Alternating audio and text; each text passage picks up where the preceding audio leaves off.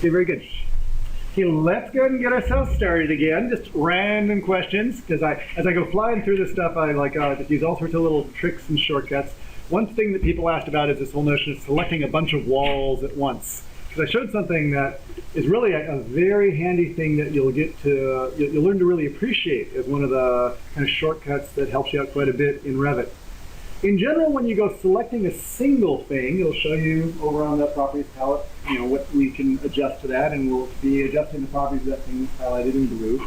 If you want to grab a bunch of things, there's a couple ways to do it. One of the most useful ways is to try tabbing over things. Let me show you what happens. If I hover over a wall, okay, if I would click right now, I'd select that single wall. If I, not with my right hand, but with my left hand, tab, what it'll do is it'll try rotating through different, what it thinks of as options, different things that you might be trying to select, the selection options. And the second thing it'll say is, okay, maybe you didn't want the one wall, maybe you want the chain of connected walls, okay? And while that's highlighted, again, nothing on my left hand now, I'm just gonna, with my right hand, click, it'll select all of those together. So it'll turn out when we actually start doing things with multi-part elements, that becomes very important, that to select things, you often hover over something and tab, no, didn't get it this time, tab, not quite, tab, oh, got it that time.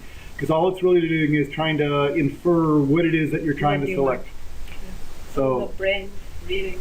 Exactly. Yes. Yeah, so it's a pretty good way of doing it. The other way of sort of, just so you know about selecting that is sort of useful, is you can drag around objects. And let me show you how dragging works, because dragging has a special little nuance, but it's familiar if you actually use it in AutoCAD.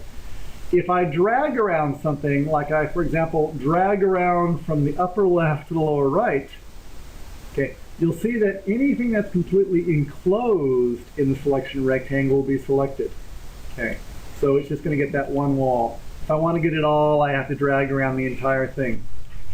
A really cool way of dragging that most people don't hit until they sort of stumble across it is if you drag from right to left. What happens is right to left does not an enclosing selection, it does a crossing selection. So anything you cross will be selected. Okay, so a quickie way of, for example, getting those two walls is to drag right to left across them. If I want to get that whole little U, I can see if I can navigate my way around in there. So just another way of randomly selecting things. So just there's a bazillion little shortcuts to the whole thing, and I'll try to call them out. Or when you see me do something that's a little bit odd and you're wondering, how did that happen? Like, ask, and we'll try and share those tricks with you. Okay, so we have our basic little building here. It's kind of looking okay. It's nothing too special, but I'm going to save it away. I'll save it as my project, and you save yours somewhere. I'm going to say my, class project arc. Now I'm going to go through and pretend I am picking up this project as the structural engineer, or maybe the other architect who's going to add things to it, but I'm not working in the primary model. Do you have a question? No, just stretch. Oh, that's good. Okay, let me go ahead and close this guy up. And what we're going to do is open up a new project. Again, I'll use the architectural template. A big blank old space. It's just waiting for me to start putting new elements in here. But before I start putting in all my columns and beams and things, I sure would love to have those grid lines and those levels that my architect set up for me. Because boy, it's going to be a big pain to set them up all by myself, and I can whine about this for a long time. But it's helpful to be able to link things in and be able to use the work that the architect already put in, or whoever led the project, in terms of setting those things up. So to do that, what you do is you're going to link in that architectural project. This is going to work the same whether whoever's linking to the other project. It's just linking things together. So here's how linking works. When we would like to link two files together, you go to the Insert tab, and you'll actually find the ability to link in CAD drawings. So if your people who had given your building had been so kind as to actually give you DWGs of the building, you could have linked them in and traced from those. But we're not that kind. If they have a Revit file they're giving you, you can link that in there. Definitely not that kind. I could take a JPEG out of your PDF and try to trace it, but that would probably be a lot of work. So we're just going to try linking a Revit file right now. I will link to Revit, and what it's asking us for is which Revit file would you like to link it to? Now, I see the file I want there. It's class project architecture. That's what I'm going to link into here. It's going to establish that link. And you think I should choose that, to say open, everything's going to be good, and just ready to go. So I'll choose that down there, and it looks so easy. But this is the part, go back on the tape and replay this section. So the red mark right here. Okay, watch out for this. This positioning thing, auto center to center, is the one that'll get you in trouble. And I wish this weren't the default, but it is. And what positioning auto center to center says is that as I take two different models and I position them relative to each other, kind of take the center of mass of this model and the center of mass of that model and bring those two centers together, okay? Which is going to work great once, okay? Because as soon as we start adding things in this model that extend a little bit further outside the bounds, the center is going to change. So it's going to throw things off relative to each other. So actually, this is probably one of the worst choices you could make, is auto center to center, which is why it's there. It's there.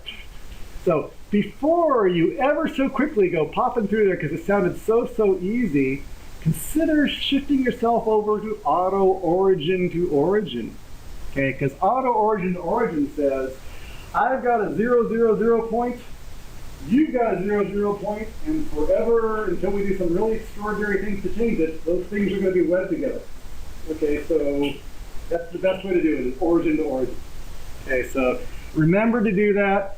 I guarantee you, some team will forget to do that. And 2 weeks from now, you're going to try merging your files and they go, oh, that didn't work so well.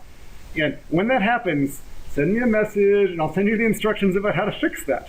And there's like 4 steps that involve spinning around backwards and standing on your head that allow you to fix that. So you're not posed. It's easier to remember it. Exactly. Put it on somewhere. But put a big red star somewhere about origin to origin. I pull in my origin to origin. Looks like it's trying to do something. Let's see what's going on here. I want it to be doing something. Let me do a little linking. Or let me do a little 3D viewing. There it is there. Just didn't update it. Okay, actually we're not seeing it. Oh, that's a visibility thing. We should talk about that. Okay, if I go to the 3D view, you'll actually see that the model is there. Okay, it has kind of a funny attribute though about it, in that if I try to touch it, it gets a big blue box around it, and I can't really change, adjust, and manipulate those walls because they're part of a link thing. Okay? What I do want to do though is, at least show it in the floor plan view. Let me see how I can make that visible, because I'm surprised that it's actually hidden from me now. But let me see if I can figure out why it is, because there's always a reason for this.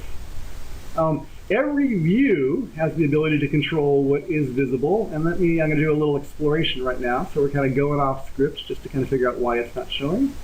And see if I can figure it out. Revit links. It looks like it should be there. It looks like it should be there. I'm trying to think about why it's not showing right now, because I expect it to be visible right now. Let me switch over to a different view. Because like we are a little bit higher than you. Oh, very, very good. Very, very good. Thank you.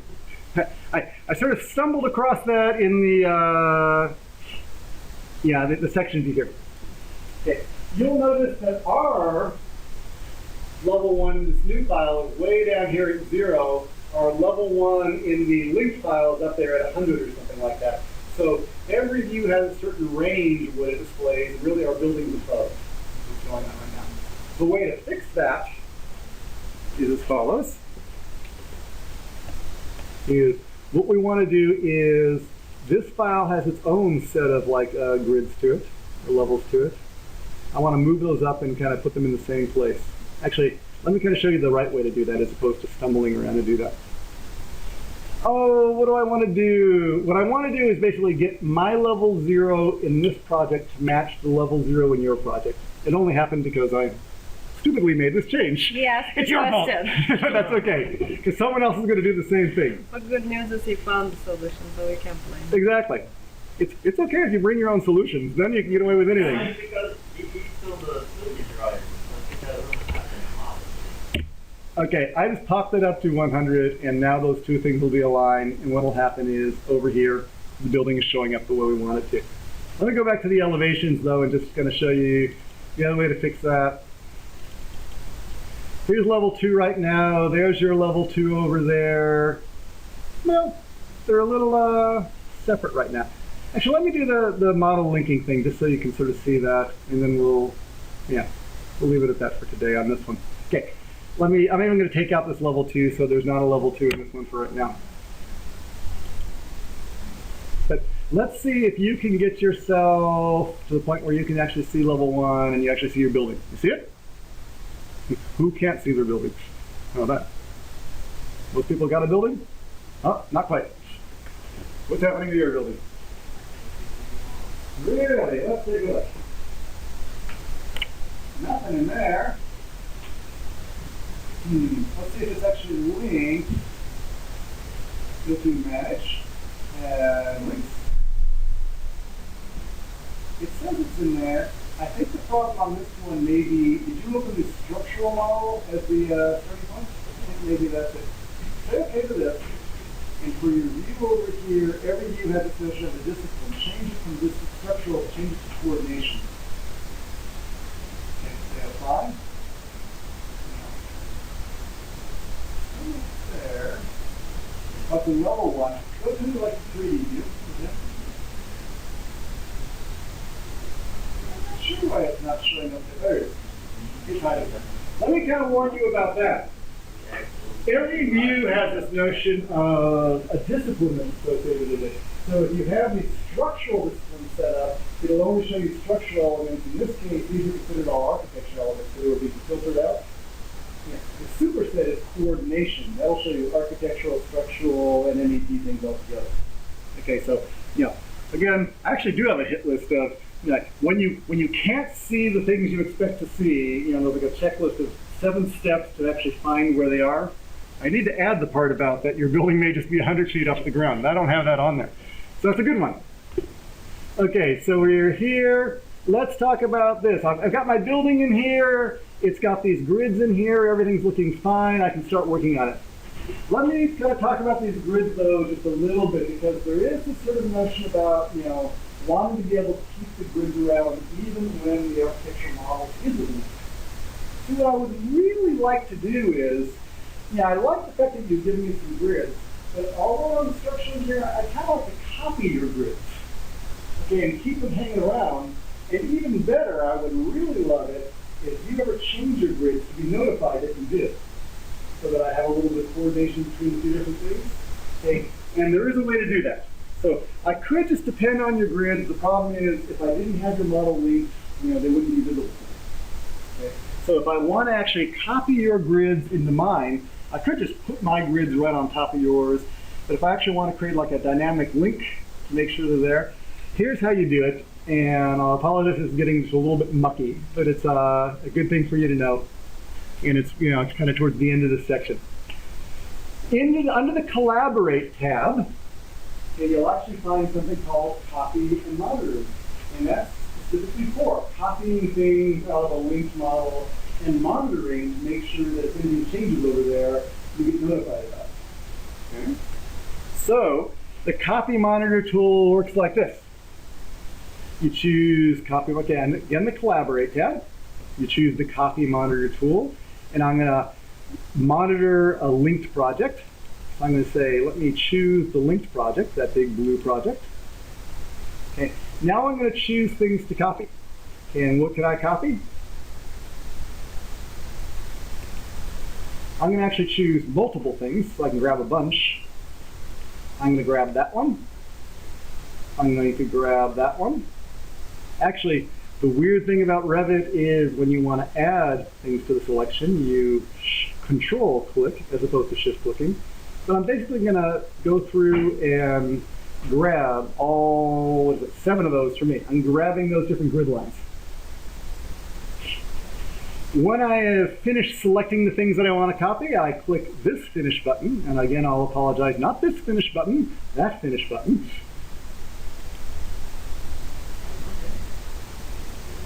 And they're copied in there. Now the nice thing about these is, you might notice that for these grids, they have something with a little pulse kind of in there. That's basically indicating there's an active link. So what happens is, if the architectural one changes, when you open in structural, it'll notify you that, hey, the architectural one changed, you want to adapt and kind of follow that change in your model too. So it's a good thing to copy the element, the grids in there. It's also good to copy their levels in also. So in the same sense that I just copied these, if I switch on over to the any of the elevations, let me say copy monitor.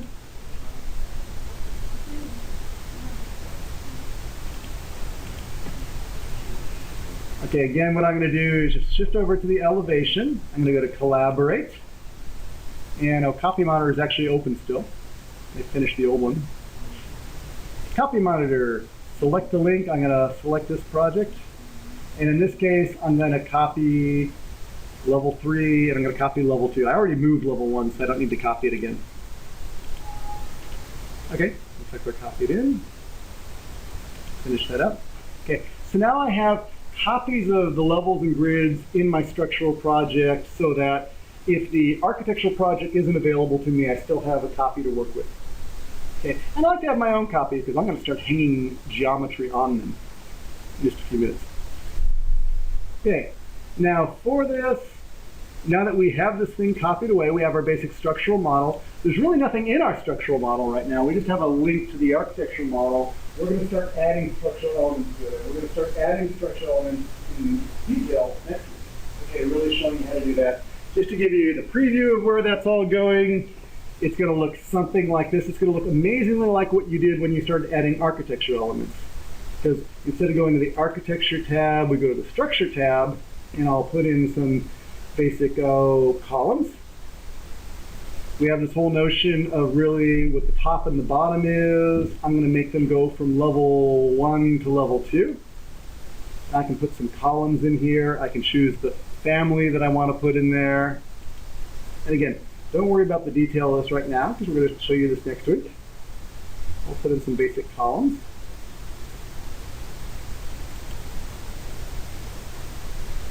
I have all of this is combined now. Say good? All of this is combined now. Instead of going Yes. Revit architecture, Yeah. Revit structure. Just a single application now. So if I go through and take a look at that in 3D, let me switch that over. You can see there's some structural columns kind of hanging around in there. If I want to put some beams between those, again, we'll show you this next week. I'll take the beam tool and I'll just, let me say 3D snapping. That makes it very easy to just kind of grab the tops. I'll grab the top of that one. I'll grab the top of this one. Maybe across here. Okay. So I have a basic little structural frame built inside that shell right now. And this is all in my structural file. And that's really as far as I'm going to push this one right now. We'll keep on going and really building out columns, beams, beam systems, curved columns. So actually, take a look at the structural aspects that you're building for next week. All the weird conditions, strange arcing things, the weird circular things. Bring some of those in next week in terms of the things that look a little bit weird about how you might need to model them. Those are actually really good questions to ask and show you examples. Okay, so yeah. Go digging through that structure and see things that don't look quite rectangular or kind of quite flat, because those are always good ones to kind of take a look at. So I made a structural model here inside that architectural model. Let me go ahead and save this one away. I'm going to call this my class project structural. Okay, now if you want to see the structural model without actually seeing the architectural model, you can do that. You can turn off the architectural model so only the structural is visible. And that's a visibility graphics thing. So for the view, I could choose visibility graphics and choose which linked files to show or not show. I'm going to turn off that just so I can't see it. And that's what the structure looks like. Okay. A good thing to do might be, this is again just sort of a good general technique, is to actually duplicate some of these views. I have that 3D view and I can duplicate it so that I'll keep one around. Let me call this, oh, just the structure only. And I will duplicate that.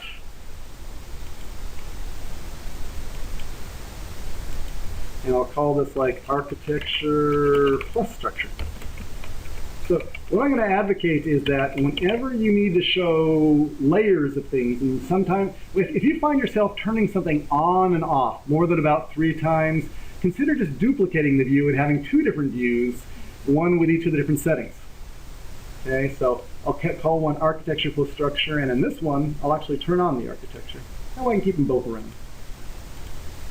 And now I can actually sort of very quickly tab between the 2 different views.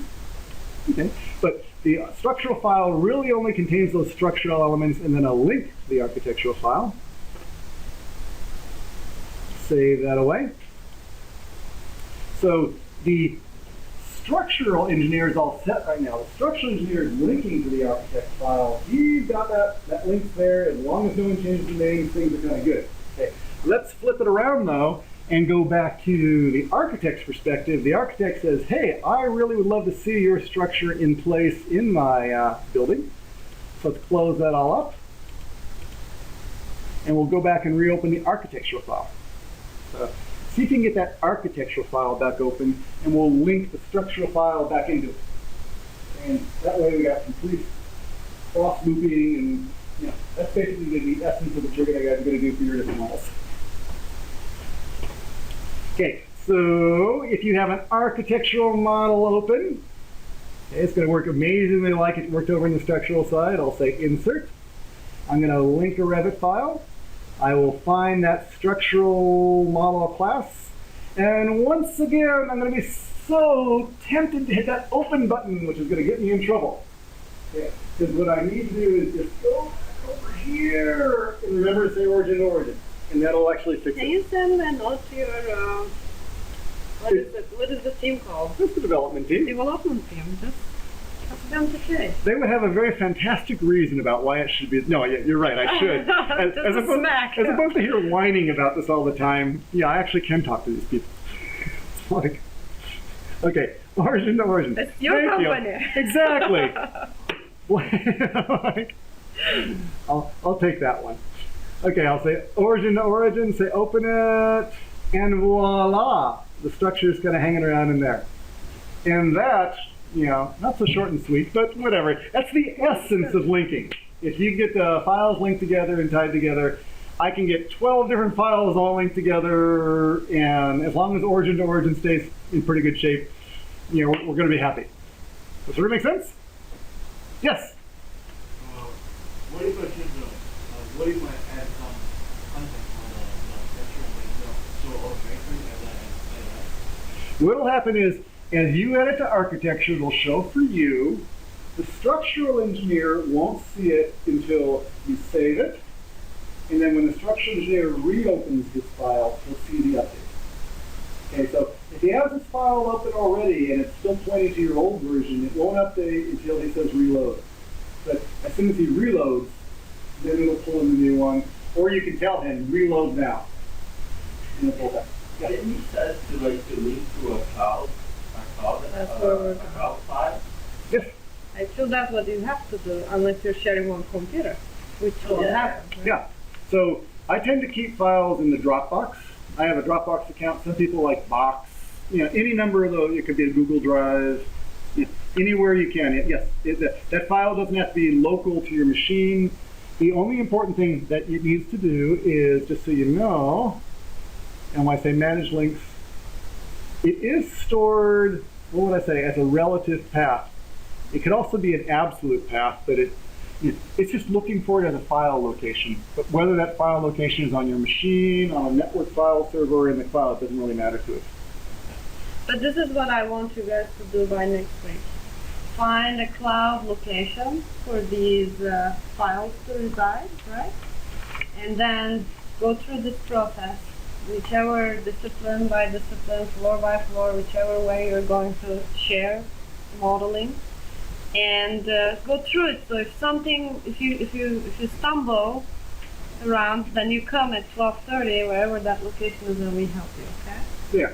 You won't be working off of one hard drive, so you need to find a location that everybody can access. So better to figure out the mechanics of the infrastructure. Do it on a really simple file you don't care about. Before you put a lot of work in, and then we try to link it in and find out we're in trouble. So just do a very simple little test case and just make sure we can transfer things in the link. But remember, this is exactly what I want you to do. I don't want you to model. I don't want you to learn how to model. You remember I mentioned to you 2 weeks ago, this is not a tool, it's a process. I want you to learn the best process. Because I know you can all learn the tool. You don't even need to take a class. I want you to learn the process. Okay? Okay, sounds good. Okay, now we're going to shift gears a little bit because linking is pretty, once you get the origin to origin thing down, it's not so bad in terms of what's going on. And we're going to shift around and look at a different process, the process of actually, two of us actually using the same file at the same time. Okay, now, so this is a process that isn't used so much in the context of between different firms. Okay, this tends to be within a single firm. Okay, where you really have trust of anyone else to be able to change things. There's no sort of legal and contractual and liability reasons. Pretty much you're all working on the same team in terms of what's going on. Like a design build project. Yes. Right. Then it would work. Perfect. Yes. Okay. So it makes it very, very easy because we can actually change things simultaneously, and it's really on an element by element basis. If I change this, you can still change that. And as soon as I let go of this and put it back into the database, and you can change it. It's really very secret. It flows very, very smoothly. But in order to make it work, it does depend on us being on the same network, okay, or being really at least addressing things as though they're on the same network. Now, in order to make that work for your teams, okay, since most of you aren't actually connected to the same local area network with access to the same file server all the time, there's a way to set this up using something called Dropbox, which is a system that I like. We've set it up with some other tools where just a folder on your machine is synced in the background constantly with folders on other people's machines.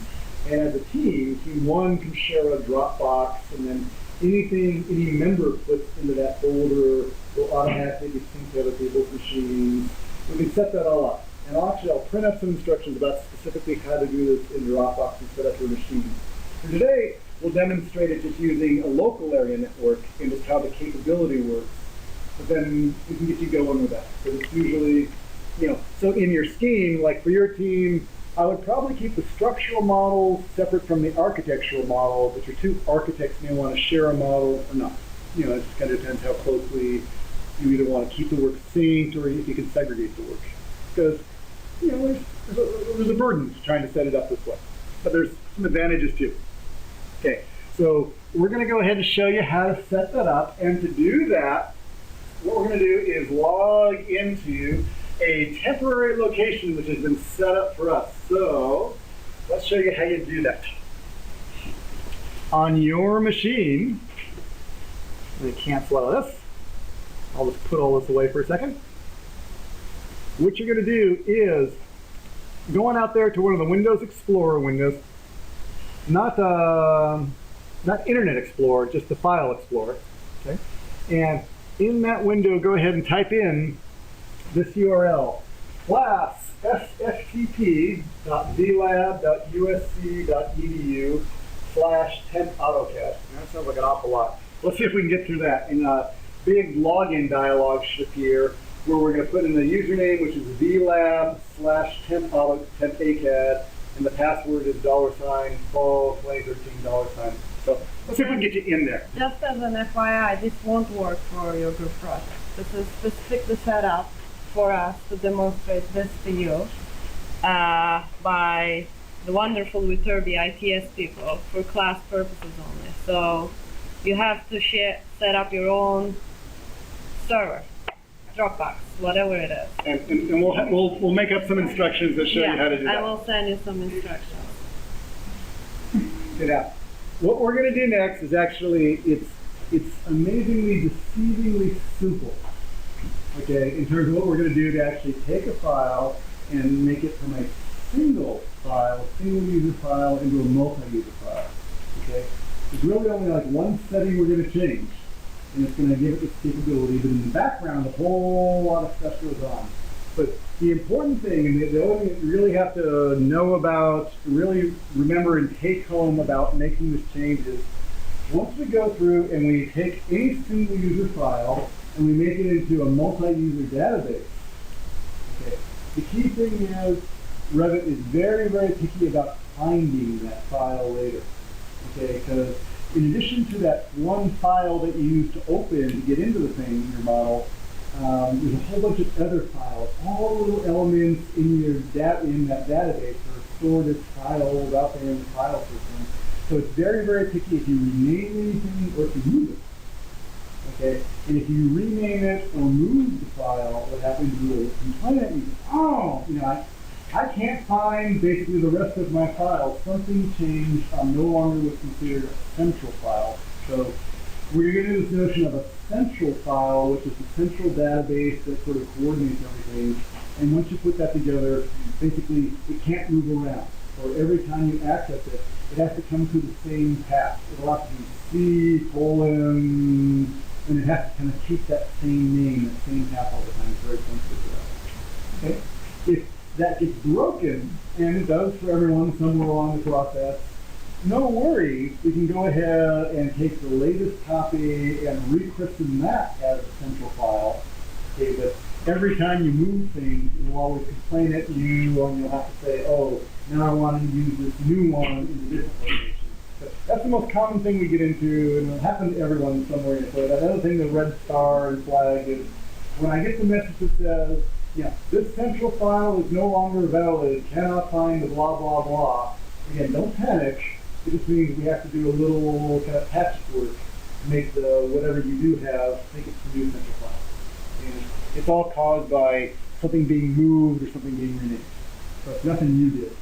Okay. And remember, both of these practices are followed by the industry. So it depends on the contractual agreement in the project, the type of firm you're working with, and all that kind of stuff. So it could be both ways. If you work on a central file or you're linking files.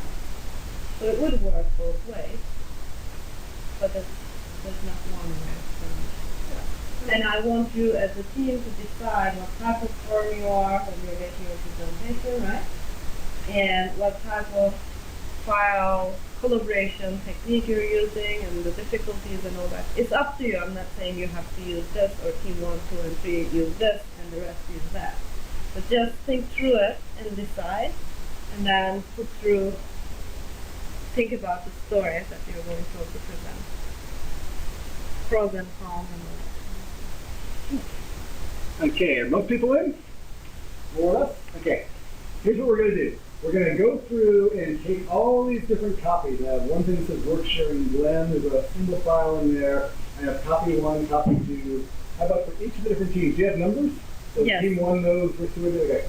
So take the folder which corresponds to your team's number. Okay, and one person, only one and only one person from your team for right now do this. So look each other in the eye. This is the first test, guys. Yeah. Who's going to be the one to do it for this? Okay, and it's only got for 5 minutes. Yeah, everyone else is going to sit on their hands for about 5 minutes and not do anything else, because only one person can make the special change. It could be any of you, doesn't really matter who, but just decide who it is. And if you pass this test, your team is a real team. Okay, so just decide who it is on every team. Okay, and what you're going to do is open up. So go ahead and open that folder, and what I'm going to do is I'm actually going to open Revit 2014. I'll close my old folder. Sure, I'll save those changes. That's such a beautiful building. How could I lose that? I'm going to say open, and I'm going to go to that work sharing folder. So again, this folder is actually out on this drive. It's on Class, SATP, VLab, Temp AutoCAD. So if you're having trouble linking to that, we can do that. But I want you to, oops, it's not on that. I want to go to the, where'd the network go?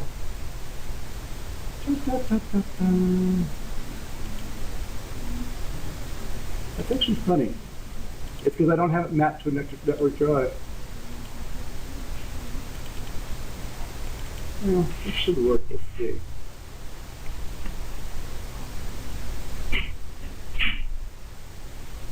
Let's open that up and we'll see how it works.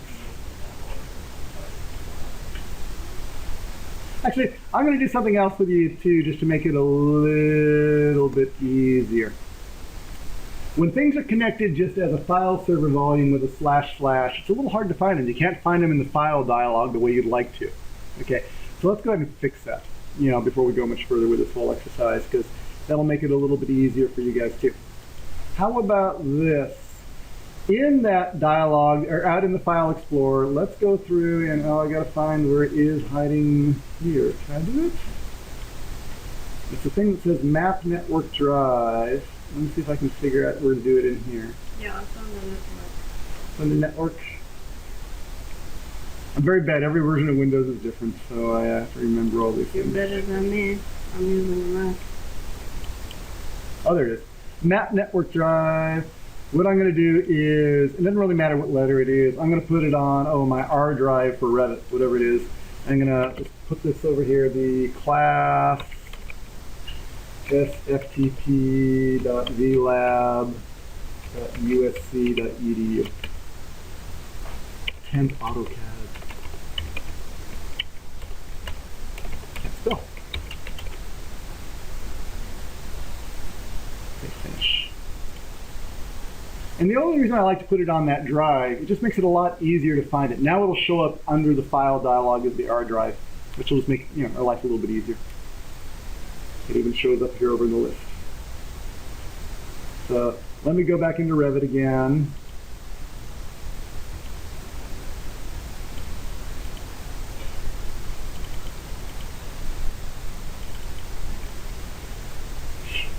And now I'll be able to say File Open and actually find it as opposed to just double clicking on it, which is almost always a better practice. Open that. I will go out to my R drive, yay, and now I'll be able to find that folder and open it up. Now, as I open it, you might notice that at the bottom of the File Open dialog, there's something down here called Work Sharing that's kind of grayed out. I mean, it's hard to tell all this machine is grayed out. Projection. It'll be grayed out right now because this is still a single user file. It's not yet considered a work share file. Okay, so it's still gray. Later on, after I work share the file, those are going to be active. And we have some choices here about detaching if I want to stop work sharing or creating a new local copy of the file as opposed to doing the one off the database server. Okay, but the gray for me right now, that's good. I'm going to say open this file. And this is going to look amazingly like the building we were looking over just a few minutes ago. Because it is. Okay, let's let it upgrade. Okay. So as this thing opens, for the one person on each team who's opening it,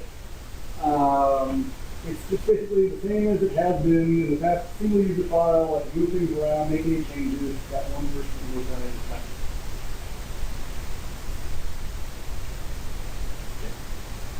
Sitting there with a single user file.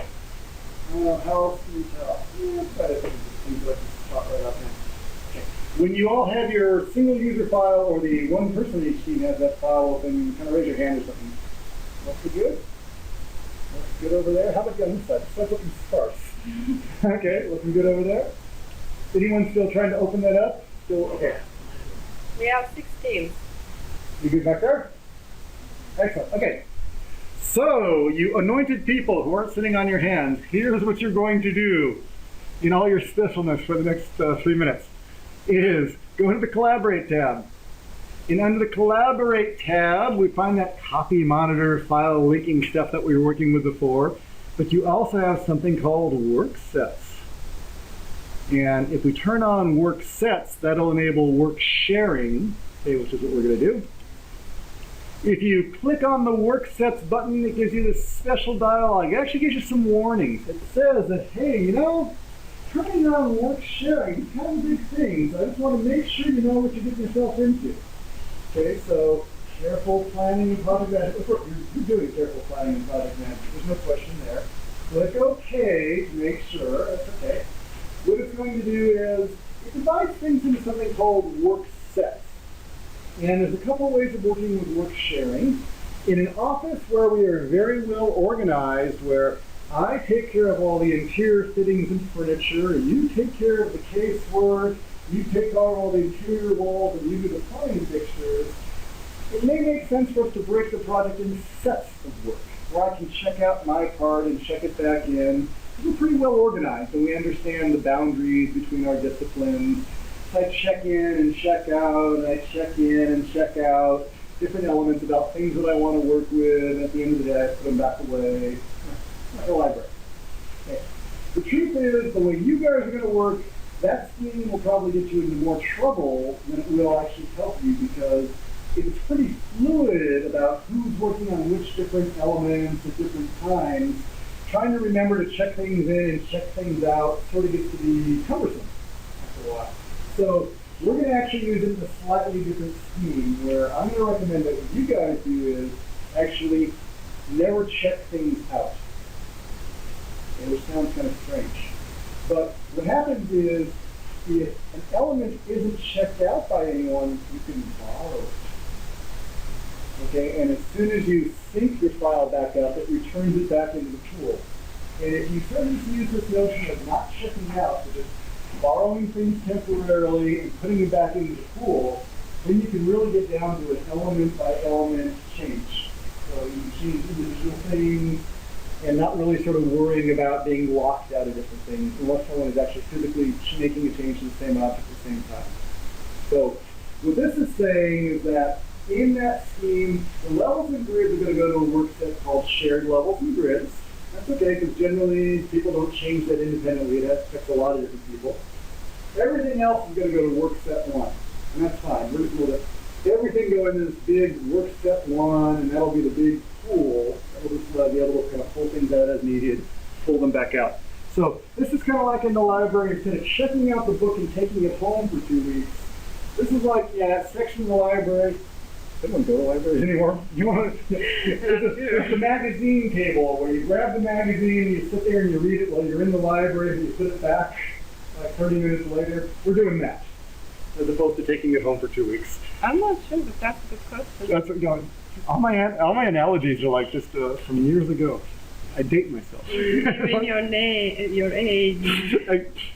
You don't want to. You don't want to know the things we've seen. Okay, this is going to come through. It says that, hey, this is what I'm going to create.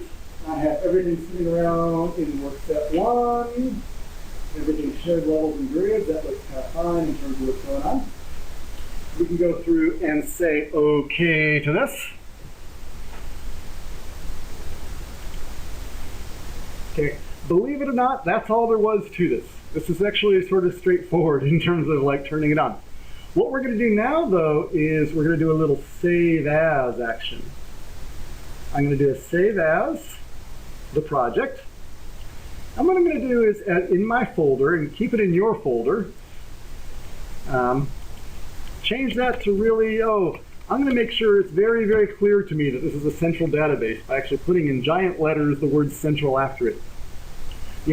That's just sort of my way of doing it. There's nothing special about that word. That'll just help you spot which one is the central versus a local copy. Say save.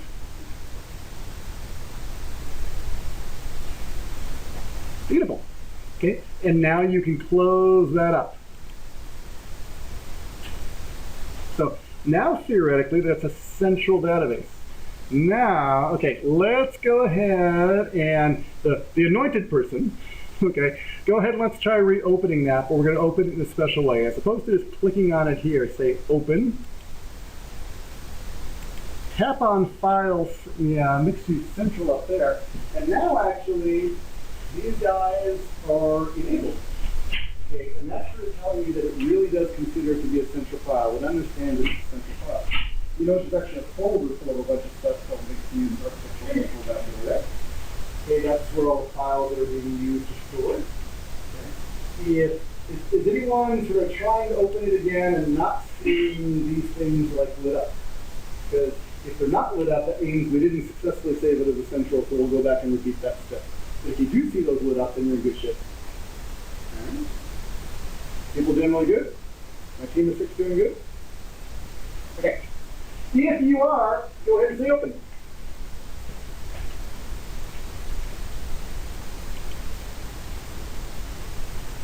Now, for everyone else who's been ever so patiently sitting on your hands, okay, all hell's gonna bust loose because you can now say File Open and go to that same folder where you're for your team. Yeah. So if you're part of Team 1, go to Team 1. Actually, what I may do, who's Team 1? Team 1's over here. Team 1, I'm gonna jump into your project. Okay, so we'll work together on this. It's more interesting if I have folks to play with. Okay, so let me go ahead and cancel over here. What I'm going to do is open over here. I'm going to go from work sharing Glenn. I'm going to go to copy 1. Okay, that looks like a nice copy right there. I'll say open.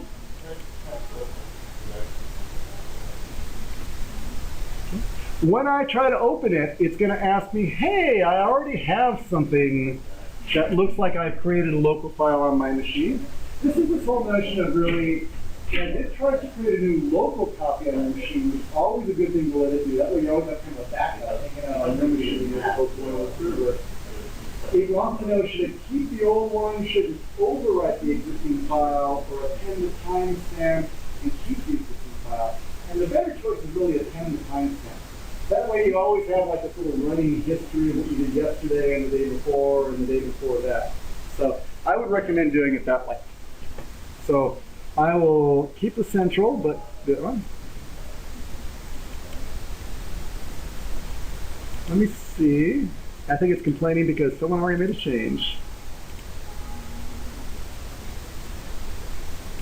Well, let's see if this is actually going to work. I'm confusing myself a little bit because I have 2 files open with the same name. No, maybe that's okay. Well, let's see if this works. I think I'm in the right one, but we'll see. Okay. Oh, other things we need to do to kind of understand and be unique from each other. Under the Revit menu, the big menu on the side, we need to go through and make sure that we all have different usernames because it actually has to understand who you are. And let me see if I can find where they move that to. Coordination. Oh, here I am. I'm instructor. Yeah. Check under yours and make sure that we have to give everyone sort of a unique name. So go to the Revit menu, options, and it is right there in your username. Because everyone on your team needs a separate name. That's how it keeps track of who's who. Are you all students or do you have slightly different names? What? You're all 10 files yet? Well, we're going to change that. Okay, so let's do this. Go ahead and close the file again because it's really, it's better to go ahead and set it up before you do it. So let's get that straightened around. I'm sorry. It used to be in the old credentialing system, you're all unique. I'm going to say don't save the project and relinquish everything. It doesn't matter what when you start, before you create a central file, it doesn't matter what you do. Now, if everyone's relinquished, it's best to change the username before you do everything. But ultimately, after the central file is created, just as you check things out, it can be new names, like nothing special about that name anymore. It's just for the probably your username will be unique if you're using your laptop. Yes. Now we all logged in as this temp thing. So what I'm going to do is, yeah, since we all logged in a funny way, it's a little strange, but go to the Revit menu, say Options, say Instructor, or change it to me, I'm Instructor GLK, change it so it's just unique. The only thing is, it has to be unique amongst your team. Say OK. And then we can open that file again. I'm going to go into Team 1's. I think in one thing we have 3 crystals, or 2 crystals. That is not allowed. We need to make you unique in some way. That's all. I made a Chris theme. That's useful. Okay, so I am looking at this. Let's see if you can get your files back open again. Team 1, you doing okay down there? You also got it open? Okay, here's how work sharing works. Work sharing works like this. If I go through and make a change to an element, for example, I have that lovely little parapet wall and I decide to stretch it up because I decided to make an architectural change. Currently, the rest of my team can't see that, not on their machine just yet. What happens is I've made a change. I could keep on making changes and it'll keep on just having the changes only on my machine until I actually do what's called synchronizing. When I synchronize, it'll release the things that I've changed, put them back in the database, and then next time you synchronize, it'll pull those changes up so you'll do the same thing. Okay, so here's how that works. I made a change, I'm happy with this change. I'm going to go to collaborate, I'm going to say synchronize with central. And in terms of what it's doing, it's sort of giving me some things just the first time through to reward me, that's fine.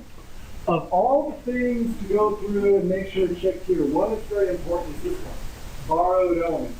Every time you synchronize, you want it to relinquish the borrowed elements. That's the key to like releasing things so other people can get to them. So make sure that guy's checked. When you say okay to this, yes. Yes, it's anything you've changed. Okay, because the notion is as you make a change, you're borrowing the elements, taking it out of the pool temporarily. When you're synchronizing it, you're relinquishing it, they call it. Taking it back in. What if 2 person changes the same element? If 2 people try to change the same element, the first one who grabs it sort of has priority, and it'll warn the second person that the first person's trying to make it, yeah, it'll say that it's checked out right now. Slap on their hand. Exactly, yes. My borrowed element is kind of like open that I cannot change it. Is it, let's go see what that one is. But actually, how about for P1, why don't you go ahead and make some other changes and relinquish some of that? It was the same changes, It looks like maybe you haven't borrowed anything yet. I think that's just it. Let's try this. Let's try other. That's the one I can see. Let's try this.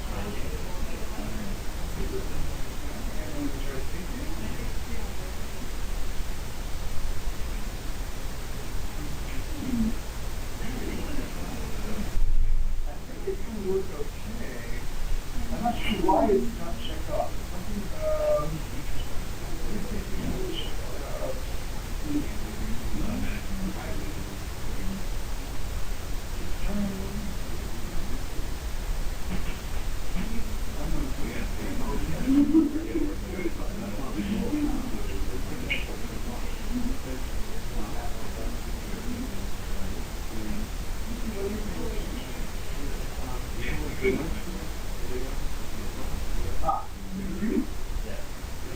what I'm going to do is I'm going to make those not as the owner, you have to make that exclusively. Now when we go over here, we'll just the this will be considered borrowed. Go ahead and run that.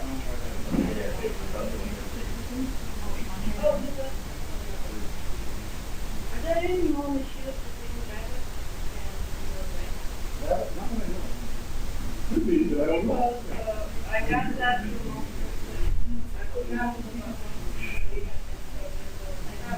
Oh, really?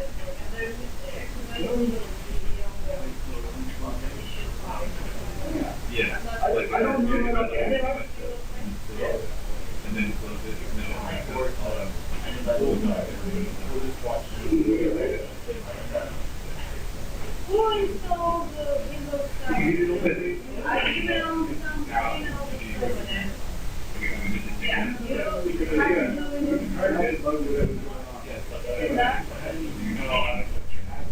yeah. What was the issue? I usually try and see it. Maybe I can go back it out and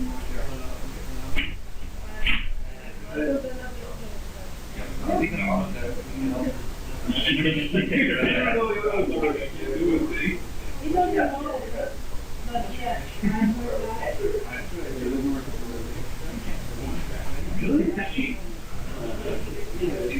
oh, this should open from the same folder where you saved it. So did you save it in your group 6 or group 5, whatever? You should get a Okay, so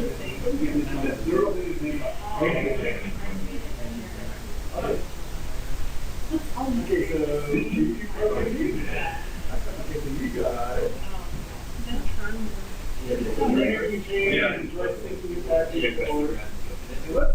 let's try just looking through variations on this. It really,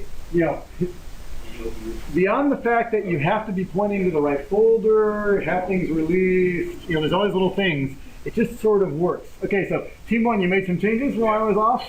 Okay, so let me do this. I don't know you've made some changes. I went away for a few minutes and got my coffee, things like that. If I would like to reload the latest and get caught up with you, I can click that button. It'll go out and, oh, you've made all sorts of changes. Okay, those are looking pretty good. I kind of like the change you made there, but really, I think that this wall over here, let me do it. That's a skylight.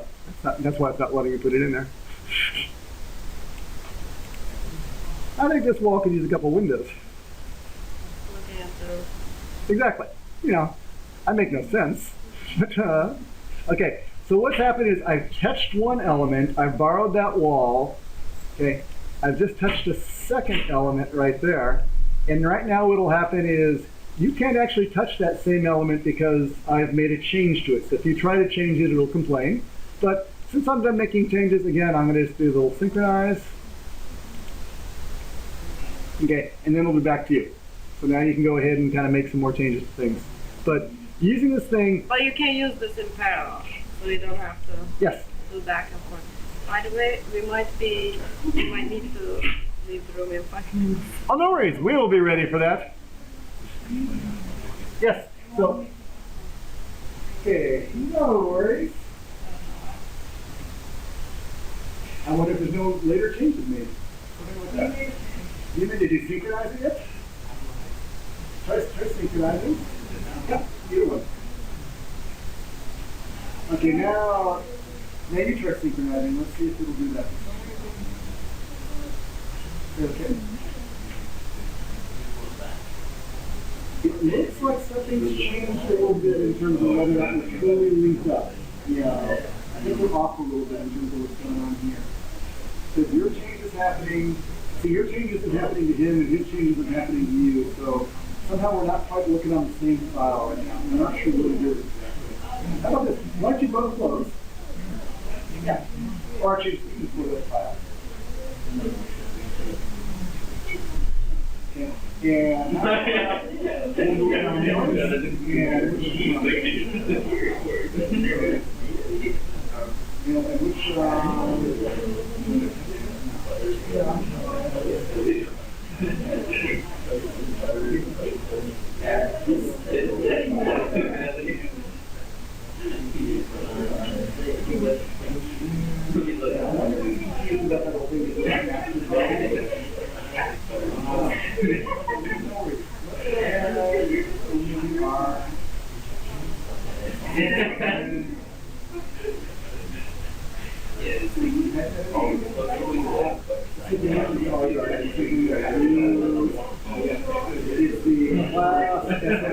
I was wondering if that's using it all.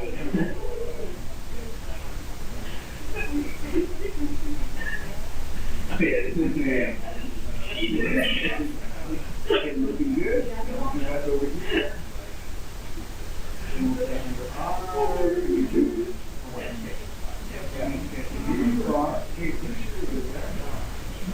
See what brings up. Okay. Okay, good. And now how about over here? It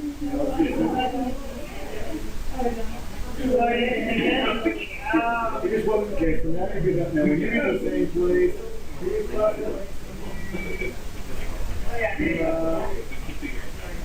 class ssd.ulab.usc.edu. Pretty good. Oh, then slash college. Okay.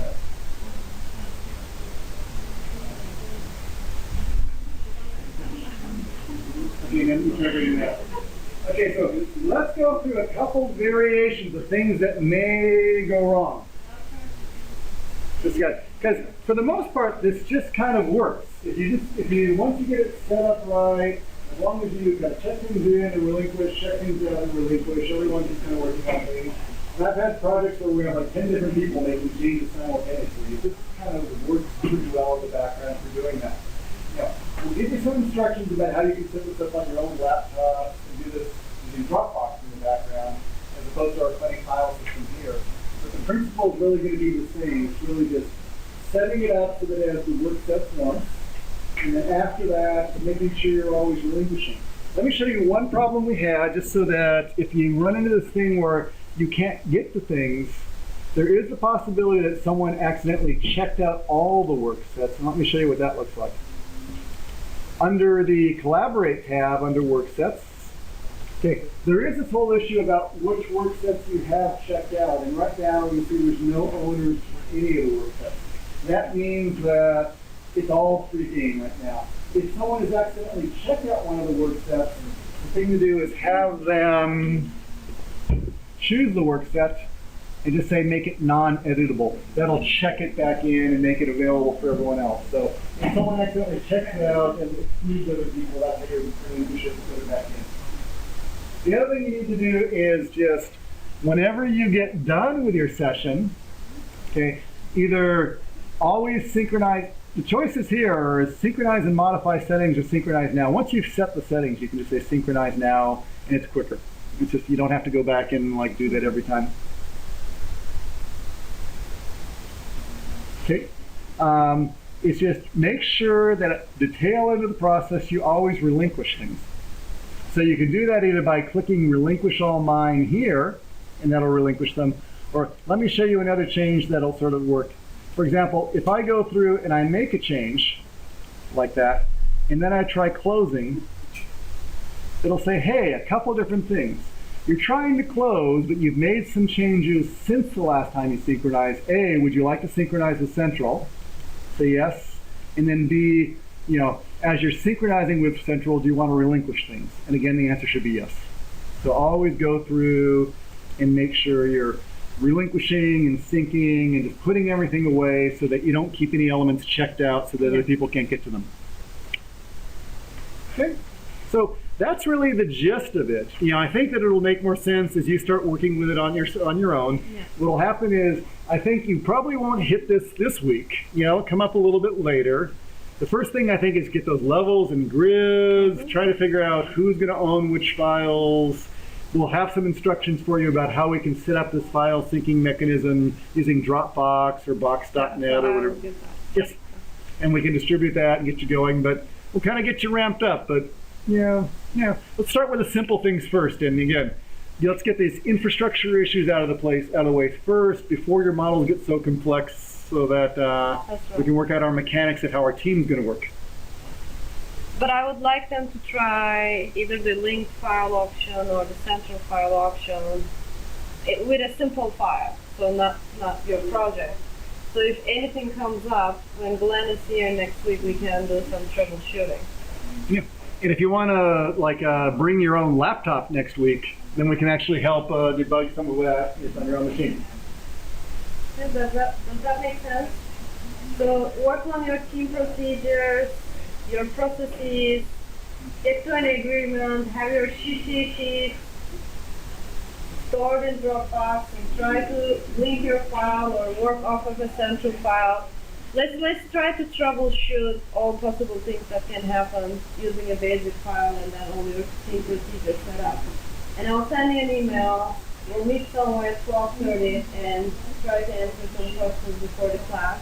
And next week, the other thing, please look at the structural drawings and see not the simple beams and the columns, but if there's something difficult in the drawings that you find a curvature or something, bring it to the class so that we can go over that. The simple stuff you can do it yourself, but if there's anything in the building that you think might take a little bit of a step-up expertise, let's do that in the class as well. Okay? And one student asked a very good question about LOD and how to define LOD. And I'll follow up with the entire class in an email because I will. The quick answer is there's not a good LOD definition in the industry. But I'll point to you, and this is the truth. So I'll point to you some of the resources that you can use, and as a group to define your LOD. If you look at the instructions, I think I said define your own LOD 300. So I'll refer to you to some of the resources. I'll send you an email tonight or tomorrow morning. Okay? And Pajam has more announcements. No announcements.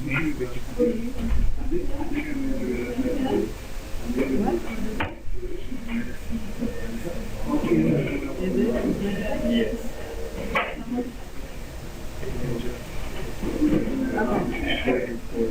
Okay, so guys, Pajam is reminding me something very important. You remember we set milestones? You have 1 and 2, and milestone 1 is due next week. So whatever you have, upload it, and we'll send you uploading instructions to Blackboard. So at least we get an understanding of where each team is.